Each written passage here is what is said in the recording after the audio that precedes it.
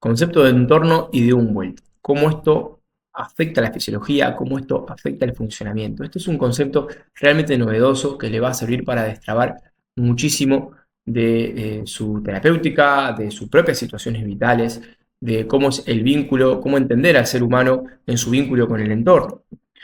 Este es un concepto fundamental de todo el curso, es como un concepto medular. Hay material complementario en cuanto a la doctrina de el que acuñó este concepto de Humboldt, que es Jacob von Uexküll, es el creador de este concepto que luego digamos, lo traducen y lo citan muchísimos filósofos, psicólogos, antropólogos, lo toman para comprender el animal humano. Pero acá hay algo más con esto. Puede incluso ser parte fundamental de la terapia, puede ser incluso ser totalmente revelador y complementario con la terapia que estamos aplicando de forma biológica. Entonces ya vimos cómo influye los conceptos de Hammer, cómo influyen las teorías del terreno, cómo influyen todas las teorías que hemos ido descubriendo y que han estado ocultas durante la formación. Por eso que muchos médicos y demás profesionales de la salud no lo incluyen y ni siquiera lo piensan. Así que vayamos a eso. ¿Qué es esto de Humboldt? ¿Qué es? Bueno, el Humboldt es esa parte del entorno que actúa sobre la sustancia excitable del cuerpo del animal, sea esto humano o no humano. Parte del entorno que actúa sobre la sustancia excitable, mucho de lo que vimos, sensores, sensorialidad, percepción. El entorno vinculándose con esa parte perceptiva y esto generando distintas cadenas de reacciones adentro de nuestro organismo, ¿sí? Entonces, en las teorías semióticas de Jacob von Uexküll, Umwelt, que significa entorno o alrededor, es el fundamento biológico que yace en el epicentro del estudio, tanto de la comunicación como de la significación en el animal, humano y no humano, ¿sí? El epicentro, el de Humboldt, es el fundamento biológico que da sentido a la comunicación y a la significación que hace el animal, ¿no? El término puede traducirse al español como mundo egocéntrico o perspectiva del ser en sí mismo. Entonces, lo que hace Uskul, acá tenemos bueno, una de las citas bibliográficas, pero lo que hace Uskul a través del Umwelt, con el concepto de Umwelt, explica cómo el cuerpo sensorial de cada organismo da forma a la manera en que vive su entorno. Importantísimo este concepto, esta frase. El Umwelt explica cómo el cuerpo sensorial de cada organismo da forma, moldea a la manera en la que vive su entorno. Es como la internalización del entorno. Eso sería prácticamente. Nosotros muchas veces esto lo vamos a resumir o lo vamos a, de alguna manera, dar por sentado cuando decimos entorno o cuando hablamos de vínculo con el entorno, ¿sí? Vamos un poco más a esto. Este es uno de los esquemas que pueden sintetizarlo, en el cual tenemos una interacción, ¿no? De un animal, ¿sí? En este caso un pez, ¿no? Que, fíjense ustedes, tiene una parte receptora, que fue todo lo que hemos venido hablando, el órgano perceptivo, digamos, todos los órganos sensoriales y receptores, que también hemos visto en el cuerpo humano, ¿sí? Propioceptivos, termoalgésicos, de temperatura, de presión, de tacto, todos los receptores, la vista, el olfato, la audición, el órgano perceptivo, ¿sí? Y luego el órgano efector. Todo esto transcurre en el mundo interno, ¿sí? Acá hay todo un proceso de interpretación y significación. Luego va a hacer un efecto, va a generar una acción, va a generar una respuesta, ¿sí? A través de sus distintos efectores. Sistema miofascial, muscular, generar tensión, ¿sí? Vasos periféricos, arterias, venas, bueno, a través de todos sus órganos efectores, el riñón, contracción de la vejiga, bueno, hay muchas formas de, digamos, de ejemplo de órganos efectores, motilidad, movimiento, traslado, a través de todos esos efectores va a generar señales, ¿no? Hacia otro grupo de seres, ¿sí? De animales o de seres humanos, que van a modificar también su accionar o su percibir, ¿no? Y van a volver a emitir señal, entonces esto se vuelve un vínculo, digamos, permanente y en continuo cambio. Esto obviamente a partir de estas señales que este primer organismo produjo, va a generar nuevas señales en este otro grupo de organismos, que a la vez va a generar otras nuevas señales también que va a percibir. O sea, hay un cambio permanente en las señales que está recibiendo acá nuestro objeto principal de estudio, ¿sí? Y por lo tanto, él a sí mismo modifica su entorno y se modifica a sí mismo, si me pueden seguir con la dinámica, ¿no? Es bastante interesante este concepto y también es muy antiguo. Entonces, aplicaciones relevantes para el ámbito humano, clínico y terapéutico. A ver si podemos cambiar esto.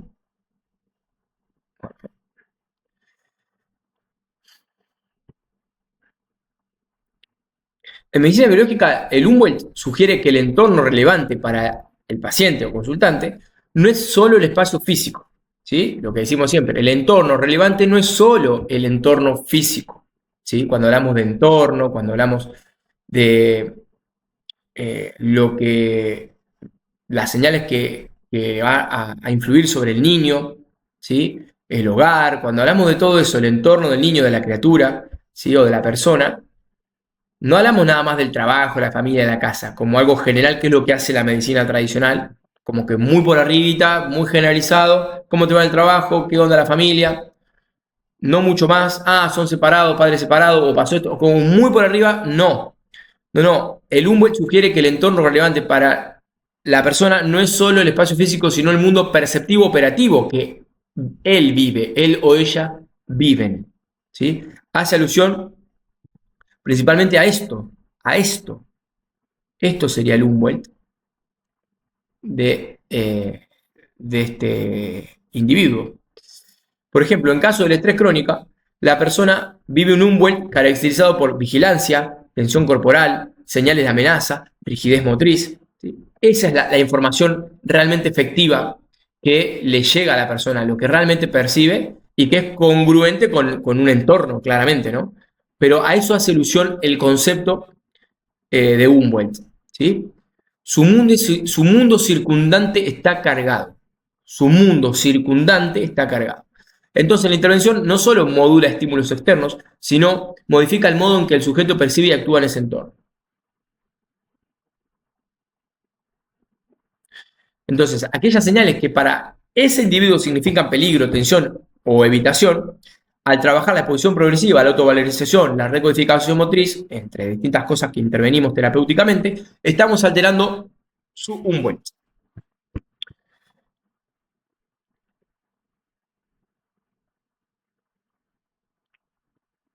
Bueno, lo que plantea Úsculo es que cada especie, cada organismo tiene su propio mundo circundante, su mundo particular, ¿sí? Aunque comparte un espacio físico con otros individuos y que todos estén en el mismo espacio, cada organismo tiene su mundo circundante y su forma de percibirlo y por lo tanto es lo que realmente pasa para ese organismo. En seres humanos este enfoque permite reconocer que el entorno no es simplemente físico, sino que está mediado por la fisiología, la percepción, la historia personal, la forma en la que internaliza la cultura, ¿sí? La noción rompe con una concepción puramente mecanicista del organismo que recibe estímulos pasivos, ¿sí? De manera pasiva. En cambio, vemos al organismo sujeto que interpreta, selecciona, responde y construye su relación con el mundo. Ahí están las citas bibliográficas abajo, ¿sí?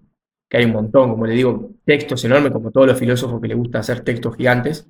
Bueno, lo que tratamos acá es de sacar las partes más fundamentales y de cómo a ustedes les puede servir esto, ¿sí? Entonces, Humboldt y fisiología, dado que el organismo interpreta y reacciona al mundo circundante, la calidad de su Humboldt o su dis-Humboldt influye en su regulación neuroendocrina, inmune y motriz. Obviamente, ¿sí? La calidad de lo que percibe, la calidad de su percepción, la calidad de su vínculo con el entorno va a modificar su regulación neuroendocrina. Esto conecta directamente con la idea de que no solo el entorno externo afecta al ser humano, sino la relación vívida con ese entorno. Lo mismo que decía Hammer, ¿sí? En qué forma vive y cómo lo convierte en un shock emocional, o en un DHS, o en un trauma. Es una percepción de cosas que están pasando de verdad, ¿no? Pero su relación vívida con ese entorno, mediada por su fisiología, su percepción y su acción. En términos terapéuticos, cambiar el Umwelt implica trabajar la percepción, el cuerpo, el sentido y la acción, que es lo que venimos haciendo. No es solamente una intervención mínima o algo que uno toma, una hierba o un alimento o un medicamento o una intervención puntual, no, sino que uno trata de llegar a abarcar todo ese Umwelt, ¿verdad? Entonces, trabajar la percepción desde lo que consume, de lo que escucha, lo que ve, de su cuerpo, su revalorización corporal, recodificación motriz, como ya lo venimos haciendo. El sentido biológico de ese ser vivo, ¿sí? ¿Cuál es la historia de ese Umwelt? ¿Es nuevo o es algo que es súper conocido? Lo más probable es que sea algo conocido, porque como vimos, se modifica y se alimenta a sí mismo. Y si es algo que sigue siendo persistente, es porque ya hay una historia, hay un hábito de crear ese tipo de experiencias, ¿sí? Entonces, esto es la información que nos aporta el entorno y el Umwelt, ¿sí? Entonces, dejándolo en claro, ¿sí? Como para dividirlo en 3 puntos fundamentales. ¿Cómo lo aplicamos terapéuticamente? Bueno, desde la primera evaluación, lo primero que tenemos que lograr en la primera fase, identificar el Umwelt del consultante, ¿sí? Cuáles son los estímulos, señales, los significados que su sistema percibe como relevantes, más allá de lo que te diga, de la temática que elija la persona para hablar o lo que refiera. Muchas veces hay que saber leer las señales que son realmente relevantes. Bueno, segundo punto, intervenir en la percepción y actitud, ¿sí? Esta es la intervención que hacemos nosotros, no solamente buscando moldear y modificar su incorporación perceptiva, sino también empezar a actuar y desviar la forma de accionar, ¿sí? Su actitud. Y bueno, estamos destacando esta actitud que sigue alimentando un mismo circuito. Entonces, claramente hay que cambiar la actitud, o al menos hay que registrarla para luego poder cambiarla, ¿sí? ¿Cómo lo hacemos? Exposición progresiva. Es uno de los puntos fundamentales de este proceso, de esta metodología. Exposición progresiva, ¿sí? De forma simultánea, recodificación motriz, recodificación sensorial. Todo esto abona el concepto de autovaloración, que a la vez también se puede trabajar por separado y de manera independiente de la autovaloración, pero todo esto sigue siendo autovaloración. ¿Mm? Cambiando qué ve, cómo lo interpreta y qué hace. Fortalecer la coherencia biológica.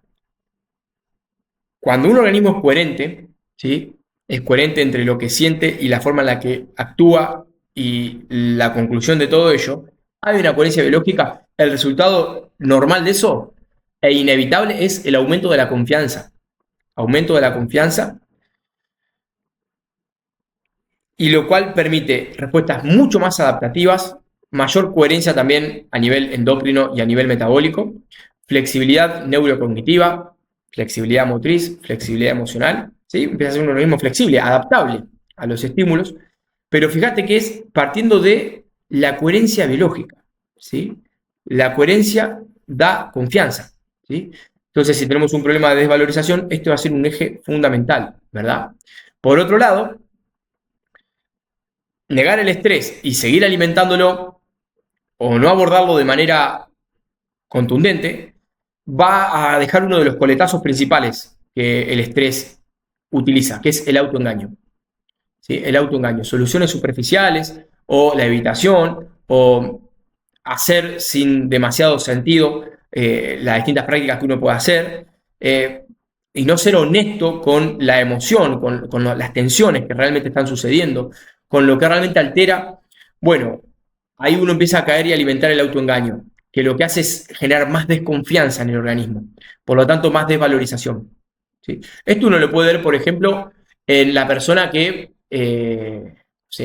vive haciendo, parece como que es superada porque tiene un buen sentido del humor, porque vive haciendo chistes, porque vive haciendo todo, lo transforma en algo ridículo, lo ridiculiza, tiene muy fácil la burla, por ejemplo. Entonces parecía como que superado, que clara la tiene, qué fácil que ve las cosas, cómo se ríe de sí mismo. Y ojo con eso porque lo que hace es entrar en este autoengaño, ¿sí? Y seguir de manera, digamos, desde la ridiculización o la burla, fortaleciendo, ¿sí? Patrones de dolor, de desvalorización, y alimentando un patrón de resignación. Entonces eso de manera subclínica o de manera subliminal genera más desconfianza en el organismo y es por eso que mucho de esta gente después de un momento para otro aparece con una enfermedad crónica, un momento para otro aparece con una, digamos, enfermedad terminal, bueno, y es cuando genera ese shock, esa sorpresa, pero en realidad hay mecanismos que lo alimentan y creo que el autoengaño es uno de los principales mecanismos que hay que abordarlo con coherencia biológica. ¿Sí? Entonces, diseñar un entorno terapéutico como medio de cambio de Umwelt, ¿sí? Crear contextos, estímulos, exposición progresiva, disconfort progresivo, experiencias que modifiquen el significado del paciente, ¿sí? Que modifiquen la percepción y por lo tanto el significado del paciente. Entonces, básicamente nuestro método consiste en esto, ¿no? En ir recabando las señales, ir reconociendo desde la honestidad emocional ese patrón emocional que se está repitiendo y que seguramente va a estar impactado y reflejado en el Umwelt o en el entorno inmediato. Ahí podemos adquirir cuál es su percepción, cuál es su significación biológica de sí mismo y de su entorno. ¿Sí? ¿Cuál es la percepción que está detrás de todo esto y que lo sostiene? ¿Sí? Y ahí vamos a dar con el primer entorno, que tal vez la persona ni memoria tiene de esto, o ni registros, pero hay señales claras en esta percepción biológica. Entonces ahí podemos notar un patrón, podemos notar un estímulo y seleccionar distintas experiencias, tensiones, intervenciones para poder empezar a moldear ese entorno que es primario, pero que sigue existiendo en la realidad de la persona. ¿Sí? Y aplicamos lo que llamamos la dosis de eustrés progresivo. Así que básicamente este era el concepto que quería compartir con ustedes para ver bien cómo esto puede tener una implicancia y una utilidad tremenda a la hora del abordaje terapéutico.